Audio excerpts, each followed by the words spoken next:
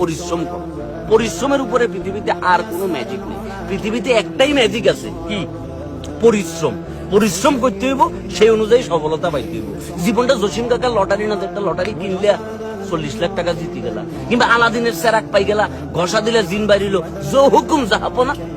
তোমাকে দুবাই বাদ কাতারে লই যাইব, অস্ট্রেলিয়া লই যাবো না কাকা।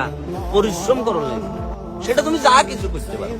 জাস্ট তখন আশপাশের মানুষের কথাগুলো মাথা থেকে সরাই দিবে যে হেতে আমার জীবনে পরিশ্রম আনে দিবে। ধরো তুমি কন্টেন্ট বানাইতেছো, বানাও।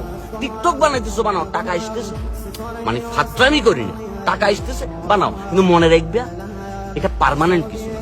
সাময়িক এবং পার্মানেন্ট, এই দুটার ভিতর পার্থক্য আছে। তোমাকে আগাইতে হবে পার্মানেন্টের দিকে। ধরো আমি কন্টেন্ট বানাইতেছি, টাকা আসতেছে, কিন্তু দিন শেষে আমার কিন্তু ব্যবসাও আছে। ওইটা আমার মূল খুঁটি, যে সোশ্যাল মিডিয়া বন্ধ হয়ে গেছে, প্যারা নাই, আমি আমার ব্যবসা করি, পরিশ্রম করবো, কামলা দিমু, আম বেচমু, জাম বেচমু, রস বেচমু, কোনো প্রবলেম নাই।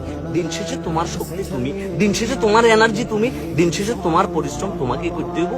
আর ওই সফলতার ভাগ বাকি মানুষরা আছে নিজে। এটাই সিস্টেম, এভাবে দুনিয়াটা চলতেছে। সুতরাং লাইফে যদি কিছু করতে চাও, নিজের কাজটা নিজে করো। কেমন?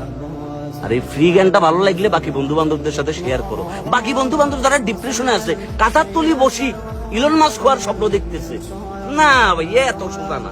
বিল Gates, Steve Jobs, Elon Musk, হ্যাঁ, কার্লোস, তারা এমনি এমনি আসে না ভাইয়া, পরিশ্রম করিয়ে এসছে। পরিশ্রম ইকুয়াল টু সফলতা, এর বাইরে আর কোনো ম্যাজিক নাই কাকা।